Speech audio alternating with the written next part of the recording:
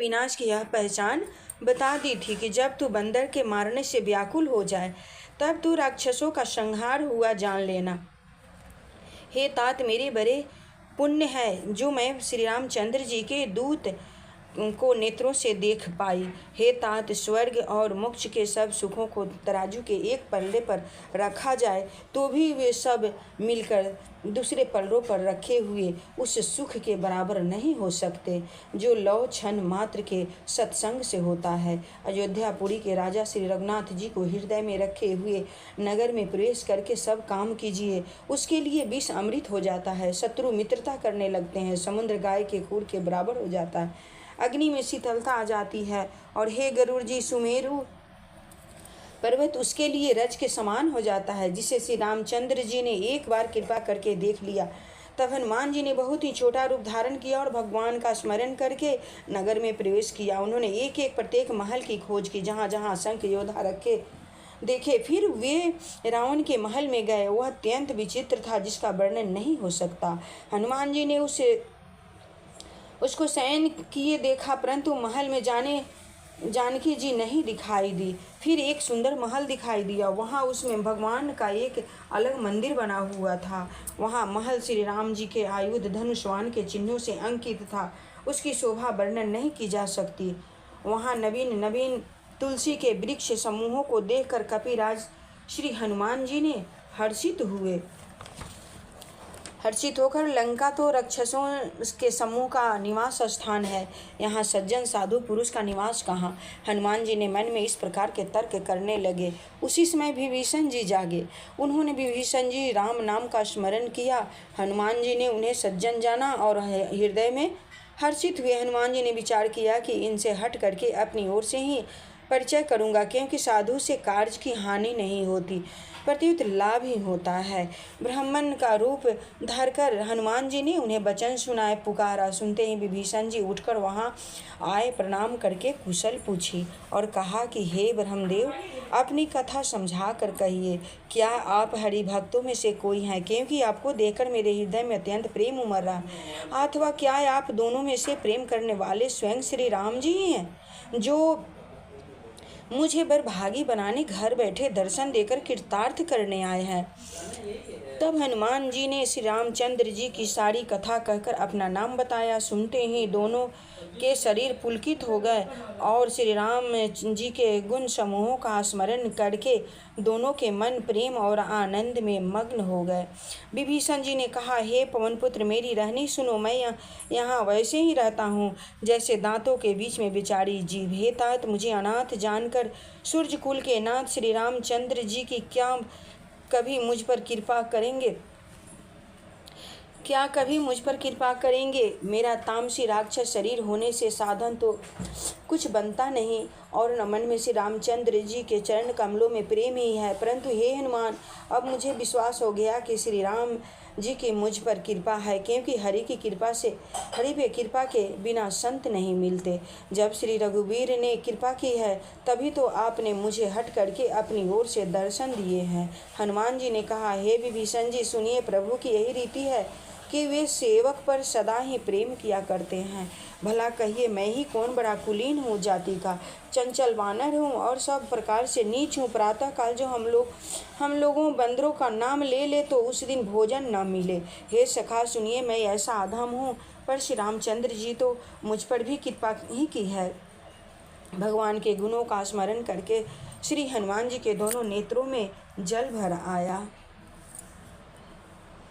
जो जानते हुए भी ऐसे स्वामी श्री रघुनाथ जी को भुलाकर विषयों के पीछे भटकते फिरते हैं, वे दुखी क्यों न हो। इस प्रकार से राम जी के गुण समूहों को कहते हुए उन्होंने अनिवार्चनीय परम शांति प्राप्त की। फिर विभीषण जी ने श्री राम जानकी जी जिस प्रकार वहाँ लंका में रहती थी वह सब कथा कही।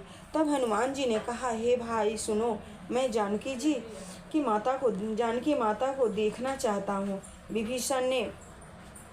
विभीषण जी ने माता के दर्शन की सब युक्तियाँ उपाय कह सुनाई। तब हनुमान जी ने विदा लेकर चले। फिर वही पहले का मशक सरीखा रूप धरकर वहाँ गए जहाँ अशोक वन में वन के जिस भाग में सीता जी रहती थी। सीता जी को देखकर हनुमान जी ने उन्हें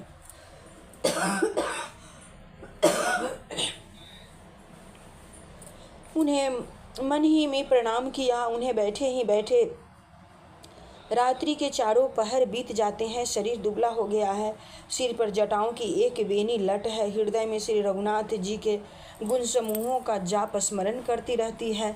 श्री जानकी जी नेत्रों को अपने चरणों में लगाए हुए हैं, नीचे की ओर देख रही है और मन श्री राम जी के चरण कमलों में लीन है। जानकी जी को दीन दुखी देखकर पवन पुत्र हनुमान जी बहुत ही दुखी हुए।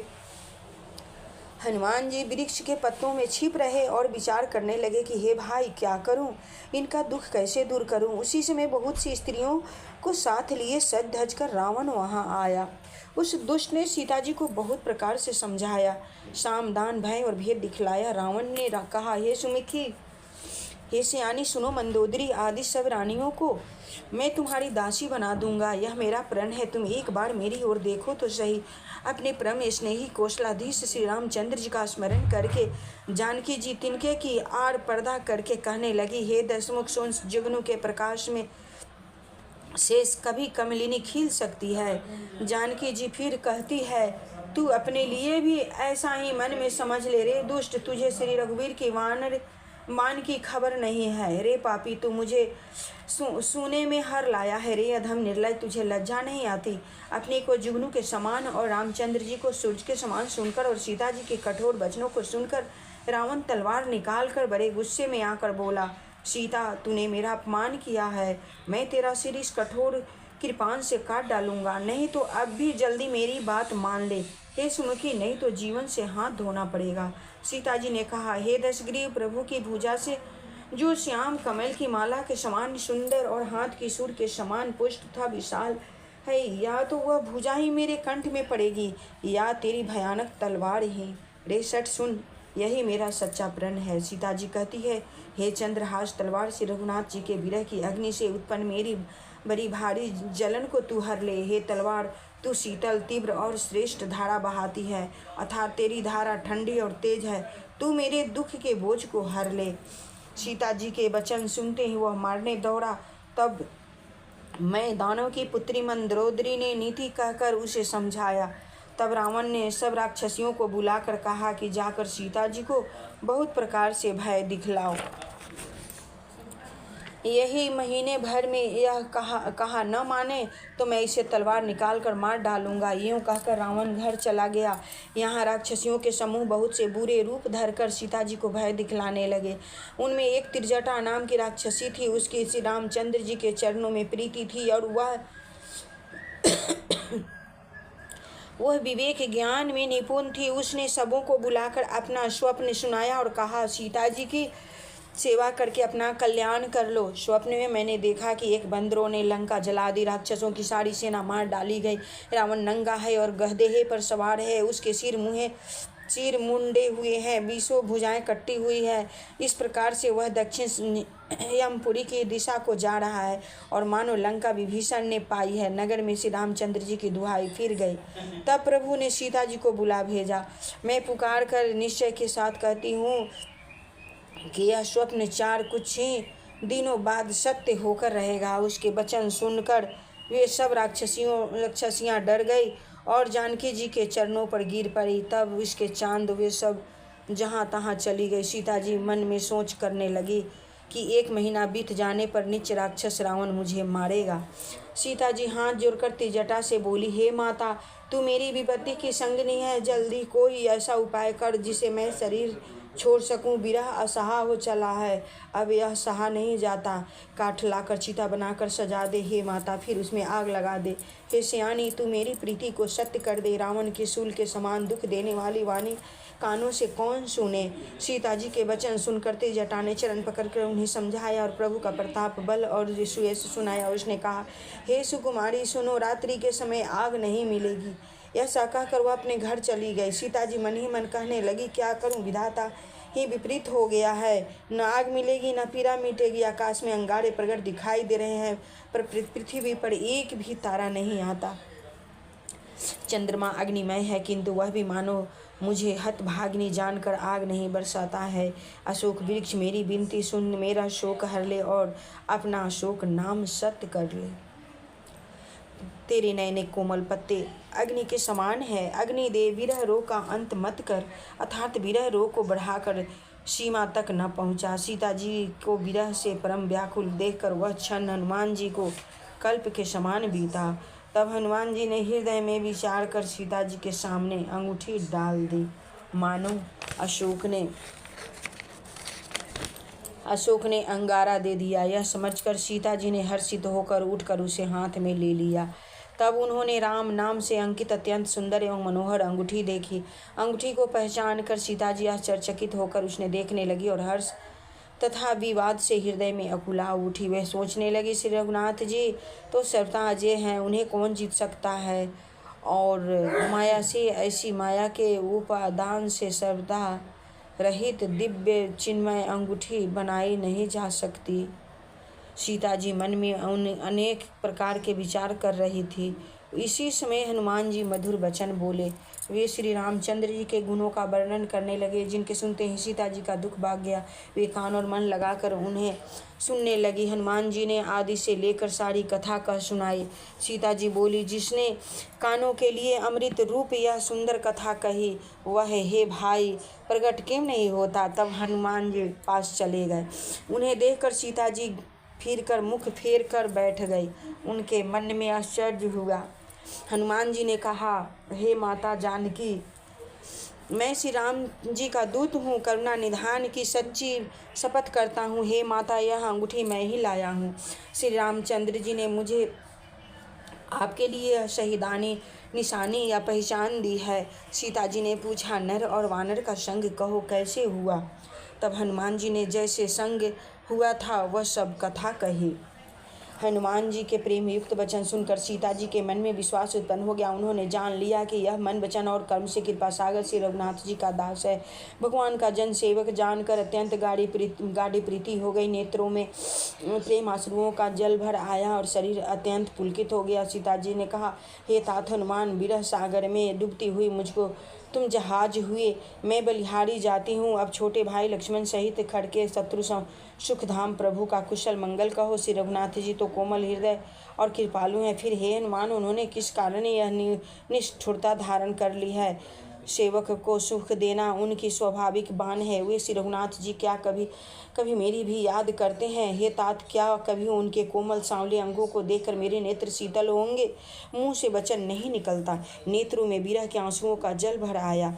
बड़े दुख से वे बोली, हे नाथ, आपने मुझे बिल्कुल ही भुला दिया। सीता जी को विरह से परम व्याकुल देखकर हनुमान जी कोमल और विनीत वचन बोले, हे माता, सुंदर कृपा के धाम प्रभु भाई लक्ष्मण जी के सहित शरीर से कुशल हैं, परंतु आपके दुख से दुखी हैं। हे माता, मन में ग्लानि न मानिए, मन छोटा करके दुख न कीजिए। श्री रामचंद्र जी के हृदय में आपने दूना प्रेम है, आपके प्रति दूना प्रेम है।